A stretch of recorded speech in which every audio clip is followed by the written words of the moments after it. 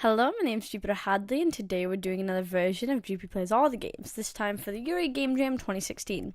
The Yuri Game Jam was a 1 month long game jam where you needed to create a game that had a relationship between women. So it had to focus on queer relationships between women or queer female experiences. I'm playing all of the games for a couple of minutes each because these are normally like narratives and they take a little bit more time. About 10 games per video. Links to the individual games will be in the description, so you can check them out further. And all my info will also be in the description, so you can check me out as well. Thank you very much for watching and liking and commenting. Next.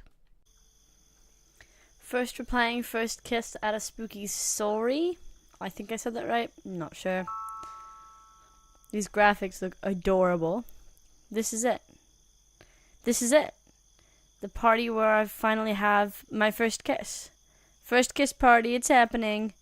I want to go home. You better be kidding. I didn't bring you all the way here for nothing, Mars.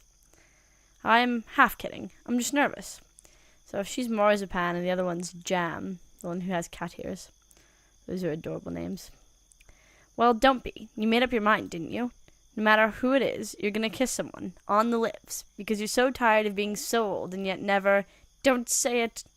I know, I'm here. So now I'm committed to following through. And as your familiar, I support you completely. Okay, but why you gotta insist on being my familiar? Can't a witch have a cat friend without it being that? Let me be of service to you, master. Meow, meow.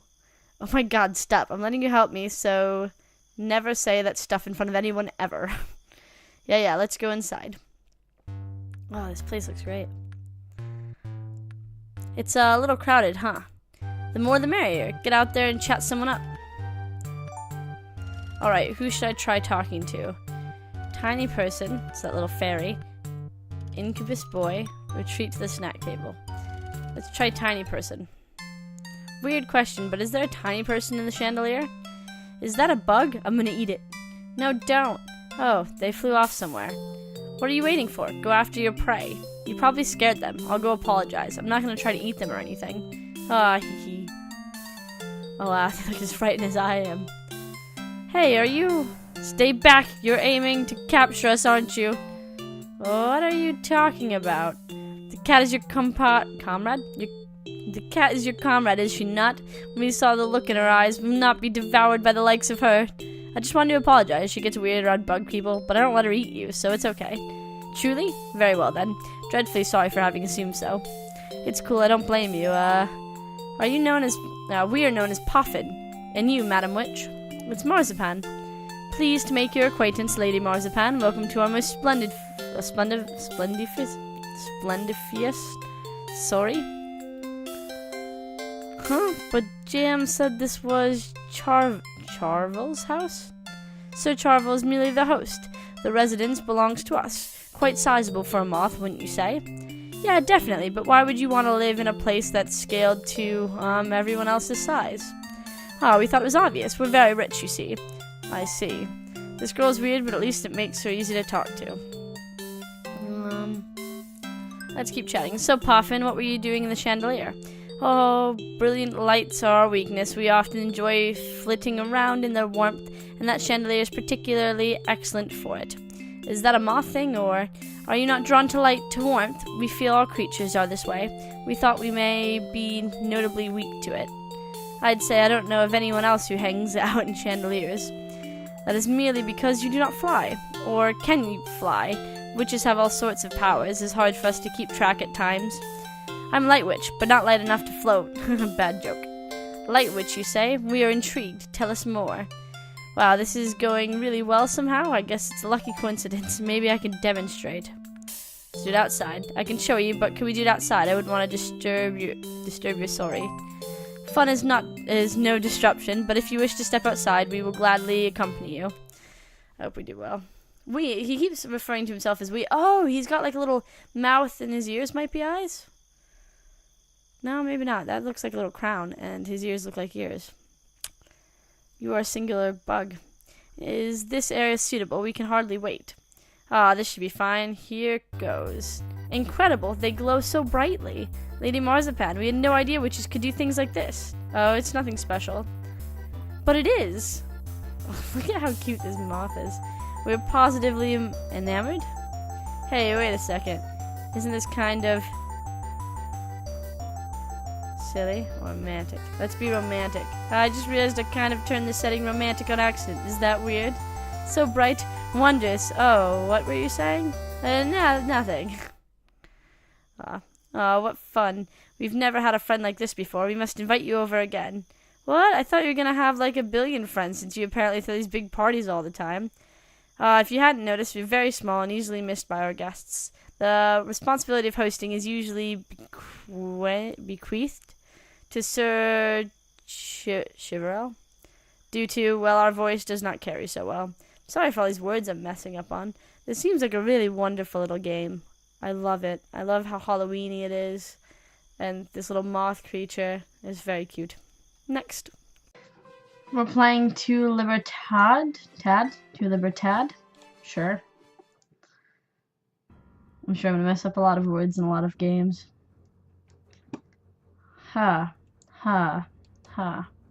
Just a little further. But breathing so hard that I thought I would collapse at any moment, I pushed myself to continue running straight ahead. My legs were about to give out, my heartbeat was loud. I urgently needed to rest, but I knew I could afford no such luxury. I had come too far to give up now. If I were caught at this point, I would surely be killed, if not worse.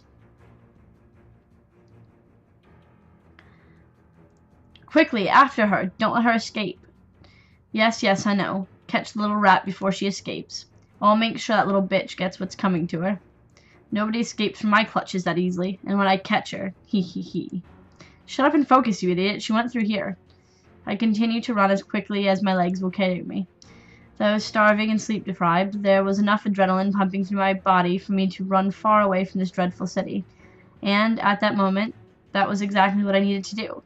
If I could escape from the city and make my way to Libertad, then I would finally be free.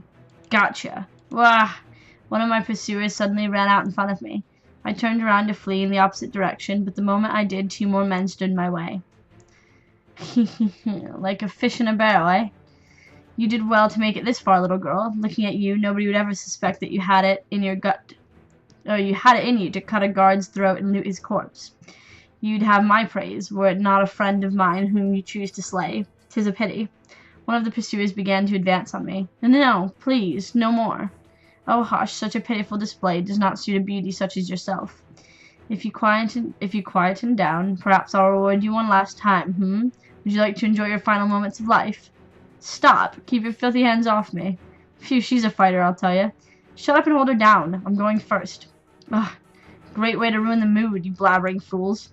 Ugh, never mind, there's no romance to be had in alleys like this anyway. Now then, what'd you say, girl? Care to make it this easy and take your clothes off without a fuss? I cradled my torso in my arms as I backed up against the wall. I'd rather die. That certainly can be arranged. But first, you two stand back. I'm going to show this girl how to treat her owner right. The most talkative of the 3 men reached out and grabbed my wrist. I tried to pull away, but he was far too strong, and even if I did manage to break free, I was unarmed and surrounded. What did you use to kill the first guy, and why didn't you keep it? My bid for freedom was over. Why? Why does it have to be this way? Why must I continue to suffer while evil men like these are allowed to do as they please? If this world is truly so rotten, maybe I'd be better off. I closed my eyes as I awaited the inevitable. And if I was about to die anyway, there was no reason to struggle. One more moment of suffering and humiliation would make no difference. For better or worse, I had steeled my resolve and prepared myself for whatever might come next. Huh?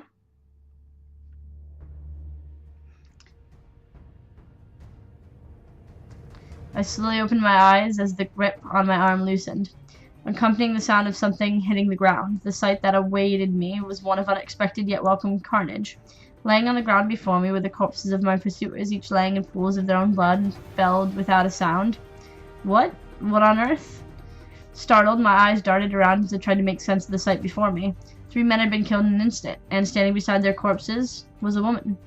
Armed with a sword and shield, a strong woman, undoubtedly a warrior, glared at the 3 men fiercely. I could see no signs of sympathy or remorse in her eyes. To her, the 3 men had just slain were nothing more than fair animals whom nobody would miss. And at that moment, I knew exactly what I needed to do. Please take me to Libertad. The woman removed her eyes from the corpses at her feet and glanced my way. Not even a word of thanks. My apologies. You have my deepest thanks for saving my life. Please, it may be rude of me to say this, but slavers are bound, and I... Stop right there. The woman thrust out her palm and gestured for me to stop. You do not misunderstand. I killed those 3 men not because you required assistance, but merely on a whim.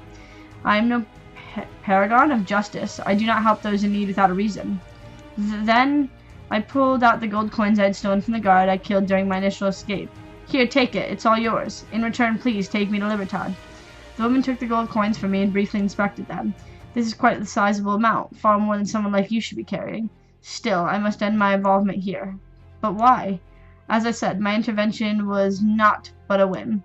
This conversation is over. If you wish to reach Libertad, you best get going. Returning the gold coins to me, the woman turned around and began to walk away. You can't be serious. If that's how it's going to be, then why did you save me at all? Pardon? I would have been dead by now if you hadn't saved me. My suffering would have finally ended. I could have been free of this miserable life. And now, thanks to you, I'm still here, living in fear of what I have no control over. If you won't help me, the least you could do is finish me off. What a farce. I just saved your life. Be grateful. Grateful for what? All you do is postpone the inevitable. More slavers will come. I'll be caught again in no time. And I'll be right back where I started. I could feel tears forming in the corner of my eyes. Looking down at the corpses beneath me, I felt a sense of both regret and envy. How stupid. I should have known I couldn't have made it out alive. I thought that if I kept running all by myself, then maybe I could alone escape. But it's just not possible. Even if I escape from the city, I'll be captured again in no time. I turned my gaze to the woman in front of me. So take responsibility and kill me right now. And don't you dare run away. Finish what you started, you coward. Coward. To claim that I'm the one running away. You really do want me to kill you. But why? Through what logic have you reached these absurd conclusions? That's a pretty good question. Seems like a very interesting game. I like her character drawing. It's very nicely done. Next. We're playing Girl Crush. This does have some copyright claims and stuff in it. It also says the game includes a description of sexual activity and images not suitable for persons under the age of 18. And it's a work of fiction. I'm over 18 years old, and I've gotten permission from both of the developers to record it. So yeah. Dear Diary. This place is no joke. Just finished the first day of class, and I'm already lost. Luckily, I met this really cool girl who's great at explaining things, and she agreed to be my study partner. Her name is... Yeah, sure. Oh, I have to enter my name. Okay. And for the record, if you don't want to watch this because you're not 18, you can just click the very next time slot in the description and skip it. Yeah. Her name is Jupiter, and she lives in the same dorm as me. I'm totes going to invite her over to hang out. Feeling excited and nervous. Quinn. Girl. Crush. You receive a text message. Hey, partner, want to come over? Or can we study, or we can study or whatever's. I'm in room 312. Just let me know first so I can tidy up. All right, we'll visit. You head over to Quinn's room, which is just down the hall from yours. Knock on the door. You hear some rustling inside. After a moment, Quinn opens the door. Hey, come in. Quinn gives you a quick hug as you enter the room. Oh God, I forgot to clean my room. Quinn looks mortified. Pay no attention to the mess. It's not usually like this, I swear.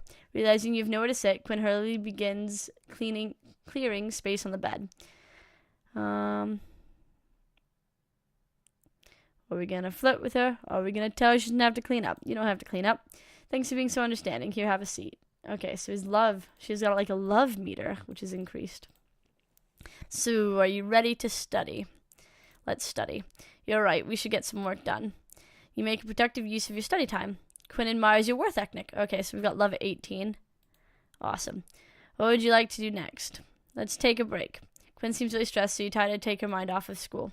You talk about your dreams and aspirations. Quinn wants to be a fashion designer, but her parents said she needs to get a real degree first. Quinn's love increases 20 plus 20. Wow. What would you like to do next? We can't really take a break. Our success rate's not very good. So let's study. Spend some more time studying. You make productive use of your study time. Quinn admires your work ethic. How late am I staying here? Oh, say goodnight. It's really nice having you over. Come back soon, okay? Go Crush. You receive a text message. Want to hang out. If you're not busy, I mean. Please? After knocking, hear some rustling from inside. After a moment, Quinn opens the door. Hey, come in. Quinn gives you a quick hug before pulling you in the room. So, are you ready to study? Sure. You're right. We should get some work done. You make productive use of your study time. Quinn admires your work ethic. What would you do next? Let's take a break. Quinn is looking a little down today, so you decide to try and cheer her up. You get into a long conversation with Quinn about her childhood. She was picked on a lot. Quinn's love increased 23%. What would you like to do next? I'm going to study some more. You spend some time studying. You make productive use of your study time. Quinn admires your work ethic. What would you like to do next? I guess say goodnight. This might sound weird, but I'm really glad we became friends. Go crush. You receive a text message. Want to hang out? If you're not busy, please. After knocking, you hear some rustling from inside. After a moment, Quinn opens the door. Hi. Quinn takes you by the hand and leads you inside. So, are you ready to study? All right, we'll study. She looks up from work and lets out a deep sigh. She looks around the room aimlessly for a while, clearly at the limit of her attention span. She continues zoning out for a while. You wonder what she's daydreaming about. You both go back to studying for a while uneventfully. What would you like to do next? Take a break. Quinn is looking a little down today, so you try to cheer her up. You talk to Quinn about life goals. You're not sure what you want to be. She thinks that's just fine. Quinn's love increased 23%. Let's take another break. Quinn seems really stressed out, so you try to take her mind off school. You tease Quinn and try to be playful, but she takes the wrong way. Taking a break failed. It was really nice having you over. Come back soon. Go crush. She looks angry or pouty in this photo. You receive a text message. Hey, let's hang out. Okay. After knocking, you hear some rustling. After a moment, Quinn opens up the door. Hi. Quinn takes you by the hand and leads you inside. So, are you ready to study? Study. Whatever you say, boss. I'll go get my stuff. You make productive use of your study time. She admires your work ethic. Let's take a break. Quinn, you're a little down quite often lately. You decide to cheer up. You start up a conversation. Oh, wow.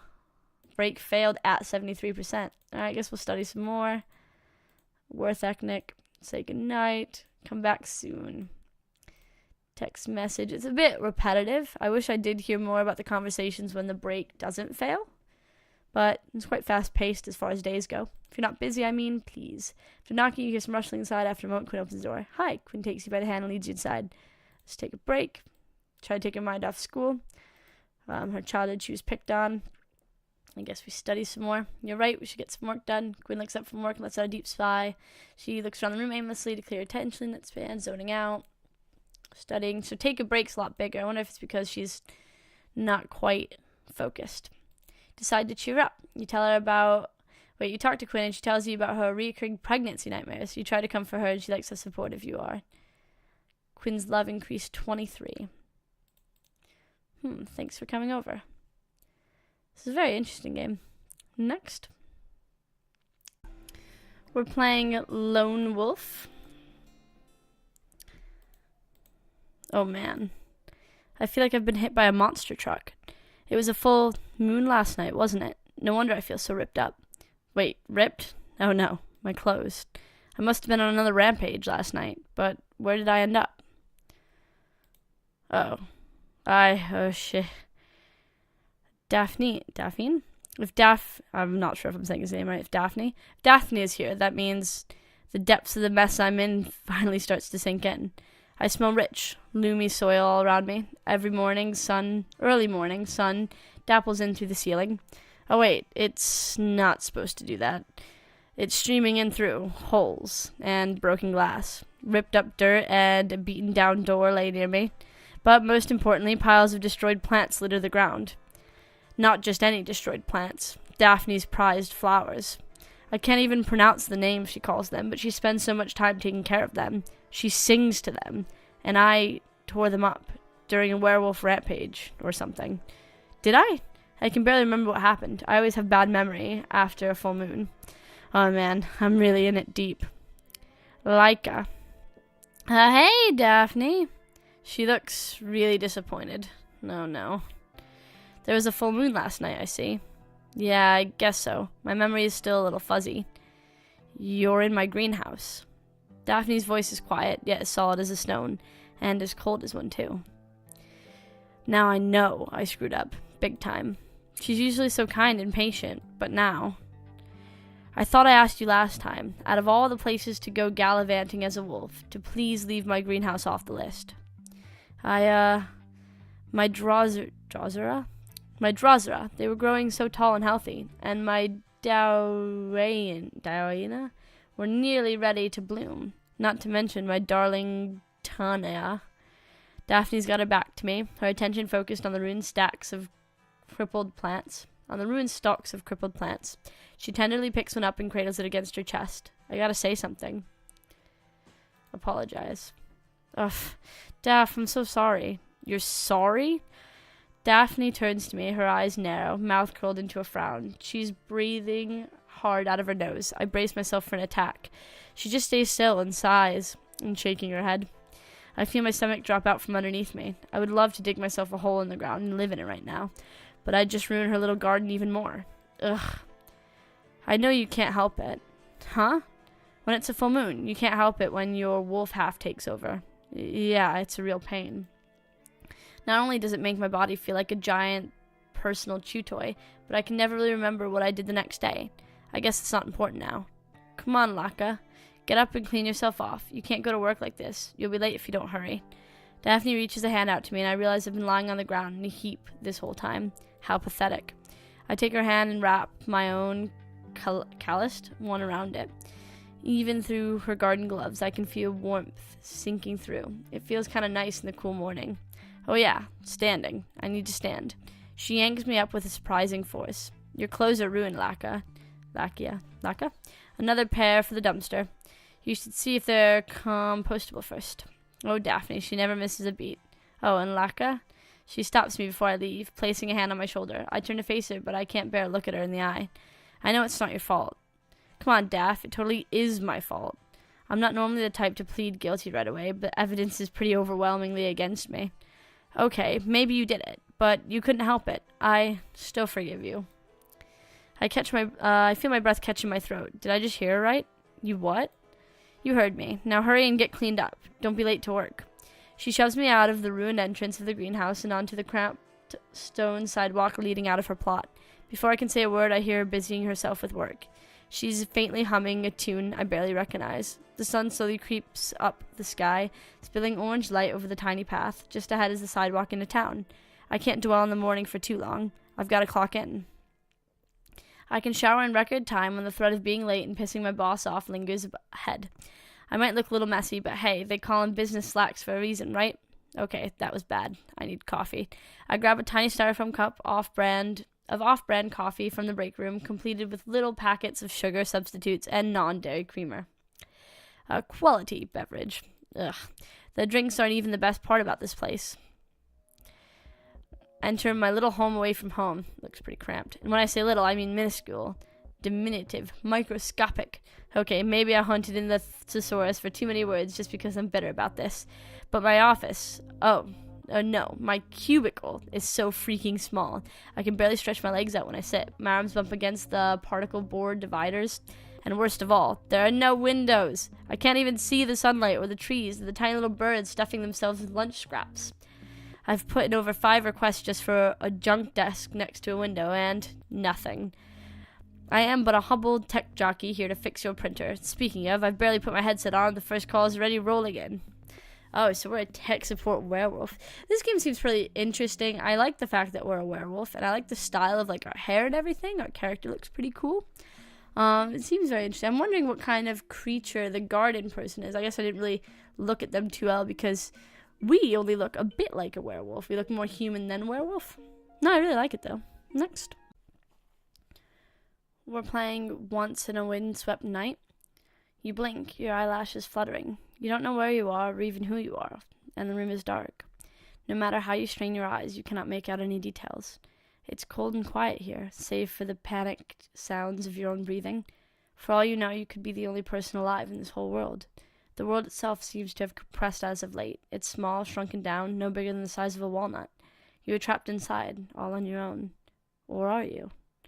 The longer you sit there, or stand there, lie there, you cannot tell. The warmer your inner body becomes. Your fingers twitch.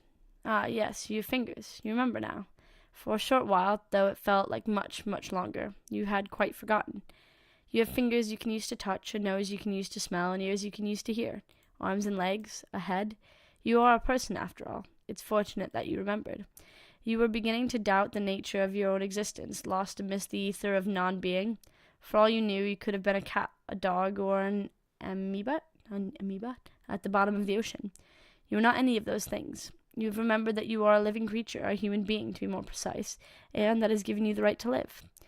It is a right afforded only to a precious few. You should cherish the life you have. You understand that now. If only your surroundings would become clear, then you might be able to plan an escape route. You know that you can't stay here. It isn't safe. Robbed of your sight, your sense of hearing is more acute than ever before. The sound of silence weighs heavily upon you, broken only by your own heart beating. Yes, it is beating. You take comfort in this fact. Your organ pumping away inside your chest is proof that you are alive. It's a good thing to be happy about. You exist. You do. How else will you test your existence? You open your mouth, forming shapes, all the vowel sounds, A, E, I, O, U. No sounds come out. Why shouldn't it? There is nobody here to talk to in this dark, desolate void, though it would be nice if there was. Ah, all of a sudden you hear it, off in the distance. Perhaps it isn't so distant. It's a low, crackling sound. Fire, perhaps? To me it sounds like a radio and a clock. And just above that, a dull tick-tock, a clock. Then, and the chink of china, the flipping of pages. Okay, maybe it is fire. The scent of peppermint tea and dust. Decades upon decades of dust. The cold, empty environment has spawned life, as though from your own desperate desire for company. Does that make you the center of the universe? You are not alone anymore. But you still cannot see a thing. You might as well be blind. You do not know if you're relieved or not by these sounds. They are cozy, yes, and should be familiar, but you're not sure where you might have heard them before. Maybe from another life, a past life. You swallow, your throat feels dry, but curiosity propels you onwards. You take a slow and steady step forward. The floorboards, it is a wooden floor, creak beneath your weight. Excuse me? Excuse me? Excuse me? An unfamiliar voice falls from your lips. It's a voice you have not heard before. You recognize it only by the virtue of the fact it speaks when you manipulate your mouth, your tongue pushed against your teeth. Your voice echoes throughout the darkened room. Dozens upon dozens of excuse me's repeat, circling around you like dust motes. The flipping of pages pauses. Still, the unseen fire continues to crackle. Somebody is looking at you. You can tell they are looking at you despite the thick darkness that envelopes you. You shiver, strain your eyes. Perhaps you can make out a few details here and there. The wooden floor, a rocking chair, a figure sitting upon it, a dusty old tome in their lap. A girl? Oh, wow. She's pretty. Oh my, it has been such a long while since I've had a visitor. She sighs softly. Is that a good thing? It must be lonely sitting in the dark for so long with nothing but books for company. How can she even read those books in the gloom? But this reality seems to operate differently from the one you came from. It's probably better not to ask these things. Otherwise, the whole world might fall apart. Her name is Lycoris. May I inquire? My name is Lycoris. May I inquire as to your title? Your title. She wants to know your name. That is an awfully good question, but you do not remember it yourself. Your brain strains as you try to pluck the first words you can think of from the air. Your name is Jupiter. Jupiter, is it? Lycoris nods her head. You can see it shifting slightly in the gloom. Well, Jupiter, do you know where you are? You shake your head. You have no idea. You just happen to wake up here. This is quite natural. Most of my guests are wanderers, travelers, if you will, who find themselves here of want of anywhere else to go. I'm not overly fond of fancy names, so I suppose you could call this my library. You glance about. So it is a library after all. You did wonder. This library is filled with books from all over the world, including some which have not yet been written, and some that need a little helping hand. What does she mean? It is difficult to explain, but stories are not born from nothing, you know? Now, seeing that you are here and I am here, there is little else to do. Would you care to help me? You don't understand how you could be of any help to her. There's a story in here that has been in state of flux for quite some time. It's about a traveler, much like yourself, who... But Lycoris pauses. She frowns. I'm getting ahead of myself. I apologize. In any event, would you like to listen to the story with me? You're curious. What kind of story is it? It is very important to me. I feel it is connected to my identity somehow, yet it rejects me. It shifts like sand when I try to pursue it, and the words do not stay in the correct order. Such a thing may not be possible in the world you come from, but the universe can be rather unfair. This sounds quite interesting, so we're going to be writing, I think, stories with this girl. And hoping that they work out, maybe? I really like her graphics. She looks really pretty, especially after all of that darkness. The amount of color, just like the colorful sort of swish in the background, looked really lovely from all that black. Interesting. we're playing I Suddenly Became a Magical Girl. To fight aliens from another dimension. There we go. Bit of a long title, sorry about that. This is the story of how my life changed forever. It all started back on that fateful school day. The sun was shining. The air was unusually warm. The cherry blossoms were in bloom. The students around me were very excitedly chatting. It seemed like a perfectly average day, but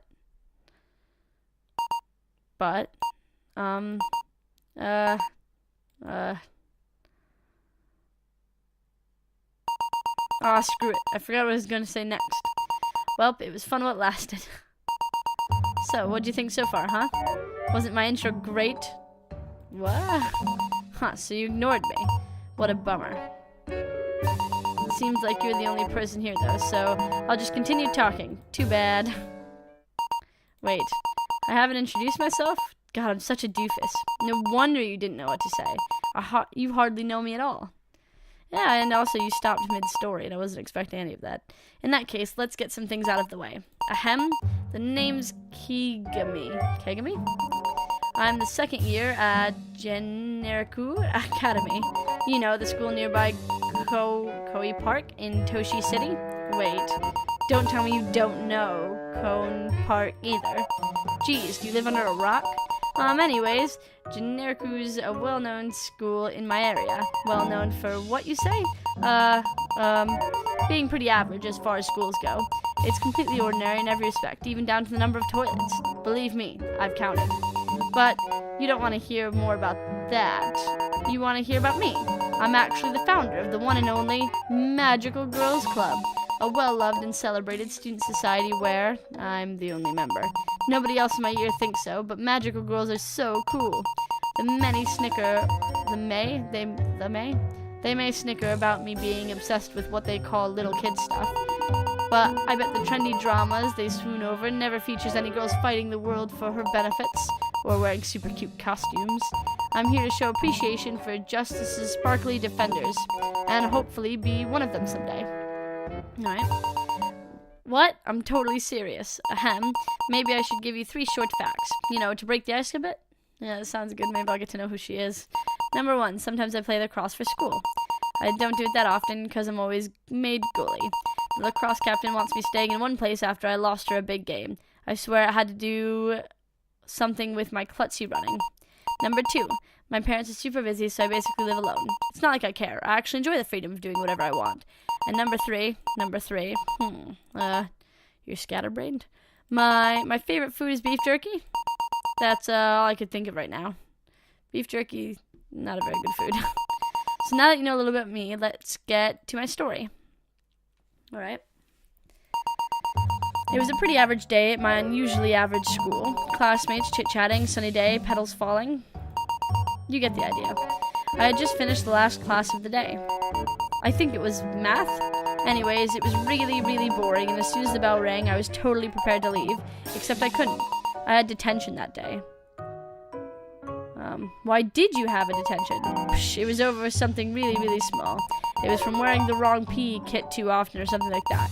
They're oddly really strict about that. Yeah, my school was always strict about what shoes you wore. Anyways, as punishment, I had to stay in the classroom for like an extra hour or something. The teacher made me clean off all the blackboard dusters, wash the windows, throw out the trash. It was humiliating. I had to see my classmates run off yabbering about how great their weekends were going to be. When I was finally allowed to go home, the sun was already setting. Oh, it's weird they made you do manual labor. The pristine school complex was bathed in amber hues. Since no one remained after class at school on a Friday, I had to walk home on my own. Sounds like a bad day so far. I wasn't really in the best of moods during the 10-minute journey back.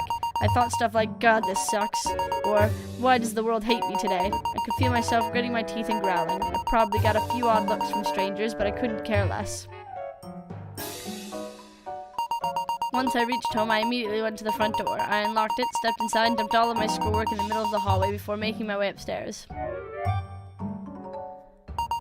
I flicked on the TV and began surfing the channels, as I often did on Friday night. Usually there'd be a decent program showing, like Pretty Miracle, Doki Doki Witches, or Star Soldiers Mayuyu.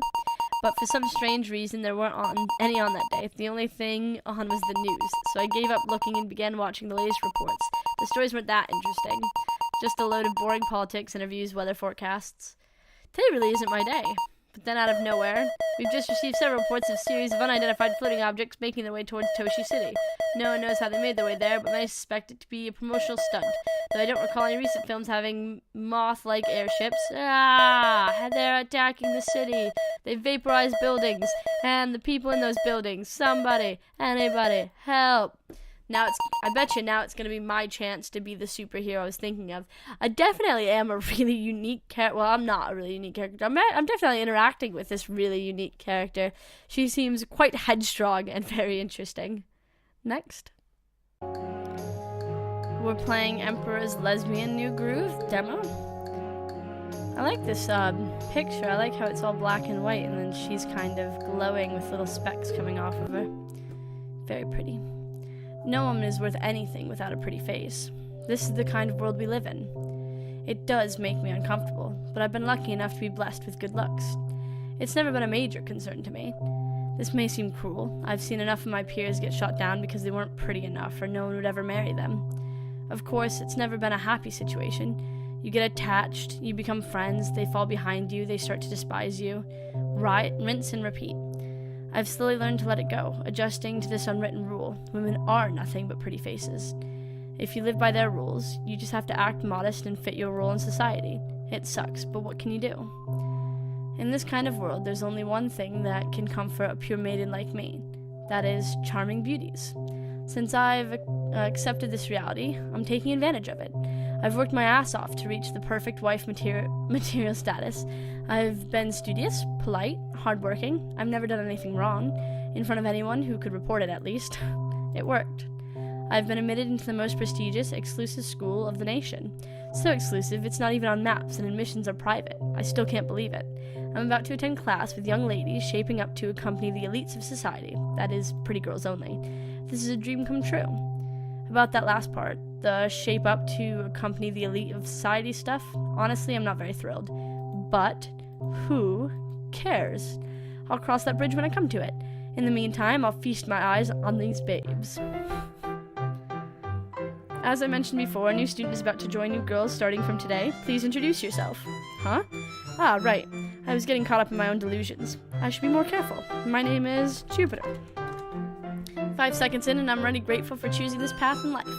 They definitely weren't lying when they said that this school is the absolute elite. The amount of pretty ladies in this room alone is enough to make my young maiden heart skip a beat.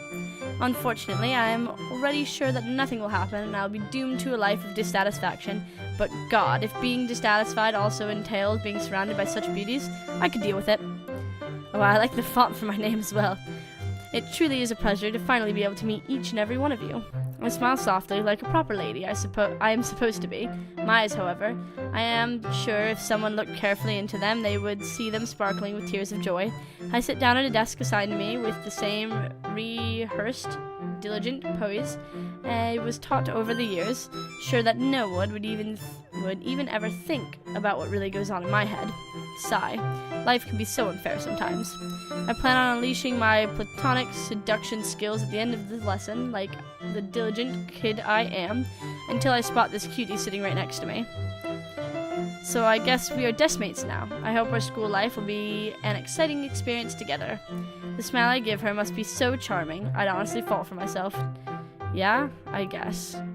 She is staring at me with those lovely eyes, slightly uninterested. No, actually, I'd say very uninterested. Unlike me, that is. She spends the rest of the lesson writing something I cannot decipher on her desk, and I can hardly concentrate on anything but the swift, careful movements of her hand on that paper. She seems good at what she's doing, and it's like her only preoccupation is her work at the moment. I can say that I relate to this kind of feeling, although my thoughts are mostly focused on another kind of art. Hey, I hope that I'm not being too impolite, but may I ask what you are writing for? You seem very concentrated, and I was curious. I give her another one of my best smiles as she lazily rolls her eyes at me, visibly irked that I bothered her while she was working. Nothing really. Not the talkative type, are we? She sure makes up for it in other ways, though. I can pride myself on my stubbornness when it comes to making friends with cuties. As she straightens her back slightly, I start to make out the shapes of musical notes. Could it be? I was never a great musician myself, although I do know the basics, which I may or may not have learned from non-musical purposes. Wow, are you writing music? That's truly amazing. if you say so. I can see the faint glimpse of a smile on her face as she hunches back down on her papers. I stare at her ink-stained hands a bit more. Just looking at something this cute, so invested in what she's doing, can make my heart burst. I will seriously be satisfied with just watching if everyone in this place is this beautiful. I try to focus on the rest of the lesson, but alas, failing miserably. My mind is wandering aimlessly, or well, not exactly aimlessly, but is rather aimed at unachievable things. I'll do my best to get a grip during the following lessons. Right now, I'm allowed to bask in the beauty of my situation for a bit, right? Sure, nothing will happen, nothing at all, but what if? A girl can dream, and I want to dream. Everything feels so nice right now. If it is a dream, please never wake up. I'm so lost in my thoughts, I hardly notice the ringing of the bell signals the end of the lessons, and most importantly, I almost fail to notice the swarm of ladies that is gathered around me, eager to get to know me better. When I come back to my senses and see all these beauties in front of me, I think for a second that maybe someone, somewhere, has been listening to my prayers and has granted my wish. Oh, she's very cute. They are all really cute beauties. This seems like a very interesting game. I'm sort of in this, like, private girls' school, which is my own sort of dream. Quite interesting. Next. We're playing Inspirited. Wow, this is the demo. It's not a beautiful start screen. All of these games are so beautiful. All different styles, but still so beautiful. Please configure your keyboard controls and sound options when you complete configuration. Cancel to continue game. Alright. Sure. Okay, cancel menu. Okay. Page up, page down. Okay. I mean, I feel like we're fine, probably. I don't really have anything I want to... Okay. Skip dialogue. Well, no, I think that's why we're here, right? Phew, it's good to finally get to rest at the inn. Hey there, you look like an adventurer. Oh, hehe, I guess I am. What's your name? I'm Micah. Micah? I'm Micah. Micah, eh? Take one of these. Call to adventure. Huh. The Lilisha Guild? Maybe it's worth a try to check out. There's certainly a lot of people here. They gotta be here because of the legend in the notice. Let's see. Oh, maybe I can ask her. Oh, she's pretty. Excuse me. You are... me? I was wondering if... Sorry, I must be mistaken. I have no time for fake glory seekers. Fake? I'm not... Well, I'll just ask someone else. Oh, what's this on the ground? Huh? That rude lady must have dropped this. What a pretty stone. It looks like it could have been my earring. Well, even if she was rude, I have to return this to her. It seems like she went towards the north gate. Now, where did I put that map? Guess we'll go north. North gate. Map's a nice feature. There she is. She's headed towards the castle. Stop right there. Wait, I'm not suspicious or anything. You suspicious? Ha! The only suspicious-looking one around these parts of town is that, I forget her name, but I wouldn't go near if I were you, Missy. I heard her contacting with the spirits before she entered Crucia. Spirits? I thought they were just a fairy tale. No, they're real, right? But they have become twisted monsters that roam outside the city walls now. I heard her say that the spirits were fading away. Like, that's a bad thing, right? Spirits believers are ridiculous. Not like spirits have done anything for us. I'll leave those gossipers be. Even if these guys are pessimistic about spirits, they must have been important. So what should I do now? Let's look around. According to my map, this is North Gate. Just past there should be the castle and the church. This place is pretty nice. Wouldn't mind living here if I had the coin. Speak to some town folk, maybe? I'd be careful if I were you. I wouldn't get near that lady. Spirits are very dangerous beings. I think she's one too. Oh, they're just all gossiping. So north, we can go to the castle. She must be a princess and we have her, like, earring. Who goes there? I would like an audience with the king, if that's alright. Sorry, miss, but someone has already came in to talk to our lord. So unfortunately, you'll have to wait. That strange lady has been talking to the king about strange things. Not only that, the guild made such a huge ruckus outside of town. There's so much nonsense going on in Crusadia. What was that, my lord? What the... It must be that lady who came here. I wonder what happened. I can see what's going on from here. We can see a little bit, yeah. Sir, please, the spirits are waning, and we don't have much time. We need to open the gate to speak to the god of spirits so we can restore the spirits. If not, our world will become unbalanced and stricken with chaos. I understand your frustration as a believer of the spirits, Like you, I am aware of their decline, but how can I trust you with such a precious heirloom as the Crucia's gate key? My lord, do you want me to escort this crazed woman out? I'm fine, thank you, but I unfortunately cannot help you with this situation. We simply cannot give up a treasure we have guarded for centuries, and we have no time to tend to the spirits. Then you leave me no choice, King of Crucia. You stand in the way of the spirit's salvation. If I must take you down, don't you dare, wench. Both of you, lay your arms to rest. Listen, young lady, I have another option for you. I'm certain if you truly know about the key of Crucia, then you are a guardian. You know of what it's made of. Airstrike. So my only other option is to find this ore. Yes, but I'll find it then. Thank you for not being so useless after all. The nerve. Even ignoring what you had to say. Calm down. She is of no harm, but if she does not want to listen, we should not force her. But my lord, astrolite is quite rare, is it not? Yes, and you need a massive amount of ore. Not only is gaining them is tedious and cruel, but the gates will only react to you there. Me? I've heard you thing. You were just eavesdropping on the king and I just now. You should have probably listened, lady. Look, if you believe you can be of any help, you can just leave this town of Crucia Greenhorn. Oh, she really is stubborn. Oh, I forgot to give this rock to her. Hold up. I'm gonna be chasing after her. She's another person that seems quite strong-headed. Please stop running away. Why are you still following me? I thought I told you to leave this town. I need to give this back to you. Oh, is this the airstrike ore? Oh, this is the airstrike ore. They're quite rare, so it must have fallen out of my hair clip. Can't imagine normal folks having such a thing. Oh, so that's astrolite. What is it made of? Weren't you listening to the King of Crucia? I was ignoring any of his concerns as he didn't care for mine in the first place. Well, I was still listening to the King, and he said if you get enough astrolite, you might be able to open the gates. If that's the case, give me your earring. What? Are you deaf, child? Hand it over. That earring is pure astrolite.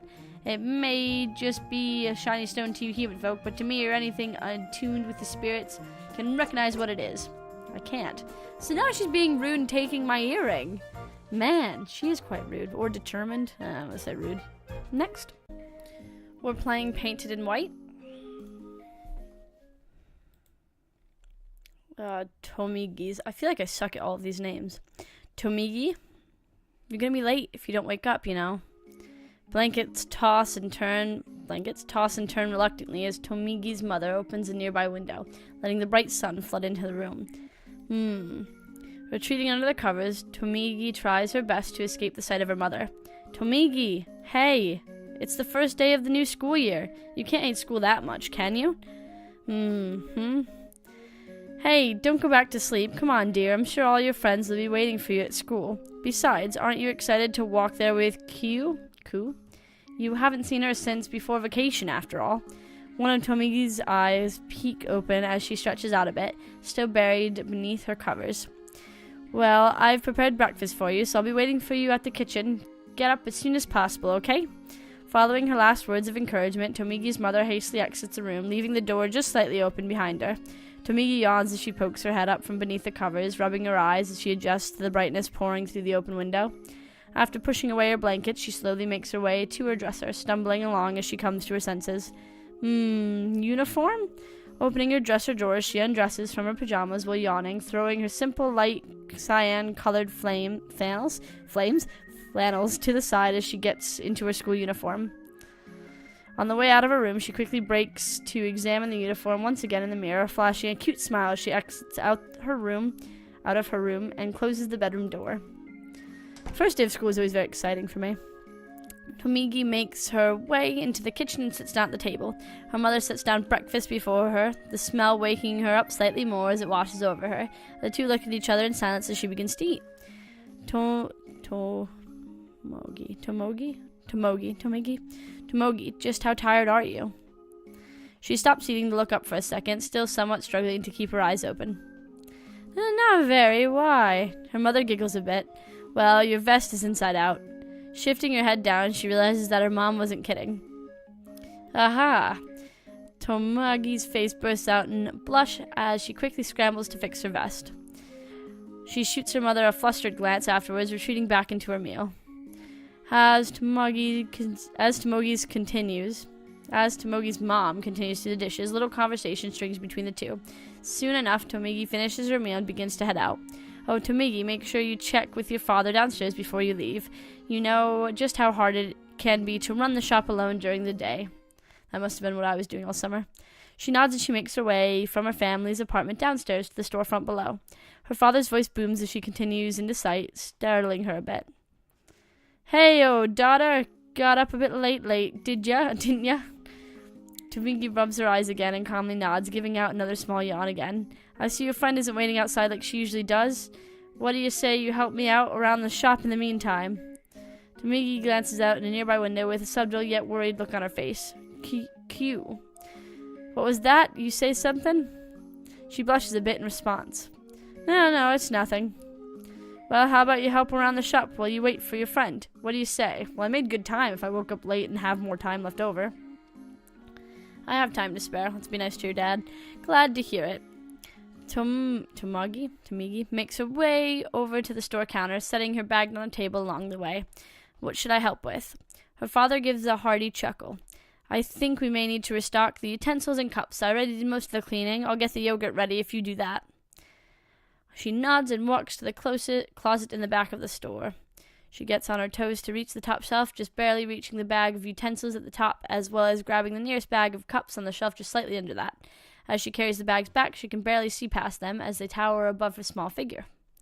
Ah. She trips a bit, managing to catch herself before she falls. Covering up her embarrassing expression, she turns back to her father and sets the bags down on the counter. Tomigi opens each one, placing her contents in the respective containers on top of and behind the counter. Once she finishes setting everything up, she turns again to her father, who's still getting yogurt out of the freezer in the back. It's getting late. I should probably start heading out now. He stops what he's doing and turns to her, giving her a slight wave. No problem. Thanks for the help, Tomigi. Enjoy yourself at school. Tomigi grabs her bag off the table and waves once more as she exits out the front door. My friend never showed up. What? The morning sun is still shining bright, and the neighborhood is slightly more noisy as more and more people are waking up for school and work. Yet, even amid the somewhat busier atmosphere, there's still calmness in the air. However, as Tomigi takes the peaceful ambience, she is caught off guard by a blonde girl sprawled on the ground just before her, her vest covered in leaves. Caillou? Oh, wow. Tomigi, however you say her name, stutters a bit as the blonde girl pushes herself up from the ground. Her voice sounds a bit deafening, but despite the disappointed look on her face, there's a hint of humor in it. I waited here for so long. You're so mean. I was going to jump out of the bush and surprise you with my super secret surprise attack. It was going to be super fun, and she bursts out in a lanty of complaints as Tomigi shakes her head sarcastically. You're so dumb sometimes, Q. Q whines a bit more as Tomigi helps her up, and she wipes some of the leaves off of herself. You've been waiting in the leaves when we were supposed to be at school. This sounds funny. We sound quite young, but no, it seems interesting. It's an interesting family dynamic as well. Next, we're playing My Sweet Daruma, Penny's demo. The train roared down the track, it sounding deafening over the silence in the car. It was a strange feeling to have no one else riding on a busy passenger train in the middle of May. Not that I would have liked to talk to anyone. What would I say? To break up the monotony, I rehearsed. Oh, hello, my name is Susan Iris. I've been kicked out of my home and had my heart ripped out by my childhood sweetheart. Damn, that was way too cynical. I'd want to be more like, hello, my name's Suzanne Iris. I'm a second-year high schooler who's moving to a busy town out west for my father's work. Nice to meet you. Ah, that leaves out the heartbroken part. That's a little better, but not my whole story so far. How do I explain that? I'm actually really upset about moving because I'm forced to leave behind my only friend of many years. Yeah, my only friend. Just a friend. Her name was Valerie Maurice, and I was in love with her. She looked a little sketchy in my memory, but God, was she beautiful in person. We had been friends for as long as either of us could remember. We were opposites. I was the book nerd who didn't talk to anyone and studied as a hobby, and she was the all-out tomboy who shouted at everyone and never gave up. We complemented each other perfectly. And we did everything together. We hung out after school, played at each other's houses on the weekends, had sleepovers whenever our parents would let us. It was like heaven. I don't remember when I fell in love with her. It just happened slowly. I was in deep before I'd ever realized it, but by then I'd also known it was hopeless. I found out how hopeless it was just 1 year ago. We had been reading magazines at the corner store, which we often did to pass the time. I'd look at science, and she'd read about fashion, and we'd show each other what we found. We'd show each other when we found something cool. Look at this one. What is it? She was showing me an article about a new sitcom that had just aired in Korea and was getting popular here. It was about a girl who fell in love with a female classmate of hers. It was too familiar for me to look long. That's cool, right? What? No, I mean, it's totally gross, isn't it? Why would anyone be into that sort of thing? In a matter of seconds, she'd managed to rip up my heart. It hurt a lot, but I hid my emotions from her. I didn't know if maybe I thought I could get better, or that she would. Then, just 3 months later, I found out that I had to move away. Oh, that sucks. So this is the last time, huh? It's only a 4-hour train ride away. We can still visit sometimes. Yeah, we both knew we wouldn't. Suzanne, I have something I want to give you, so you won't forget about me. Forget about you? God, that would be the best thing for me, and the one and only thing that I'll never be able to do. She pulled something small and wrapped in paper out of her bag. As she unwrapped it, I felt more and more uneasy. Remember last New Year's when we went to the shrine together? I got this for you, but forgot to give it to you. It's a Daruma. You know, you fill in one eye, set a goal, and you leave it sitting out as a reminder to complete your goal. Suzanne, I want you to be less careful. What? You're so shy. You guard yourself. You won't let anyone close. If I hadn't tried so hard, we probably wouldn't have even been friends. I want to open up more. I want you to open up more and show everyone how great you really are. So take this and don't forget that, okay? And that's how I ended up here, alone on a train, trying hard not to think about losing my first love. Why did she have to tell me that? I was being careful for her. Damn her. I don't care if I never see her again. I got to my new apartment soon enough. My mother was overjoyed that I'd made the ride alone all right. They had already unpacked most of my belongings into my new room. I only carried a few things that were really important to me. And this thing. Be less careful.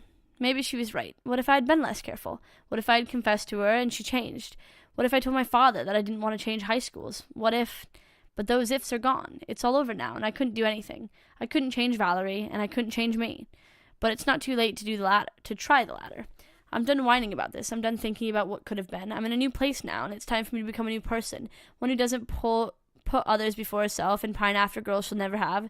A person who is less careful.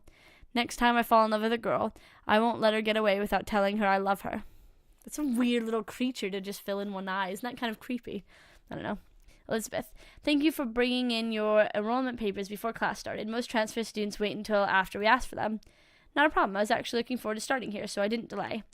It's the first day of school, and I'm starting out in the middle of the spring semester with the way that things worked out in my father's schedule.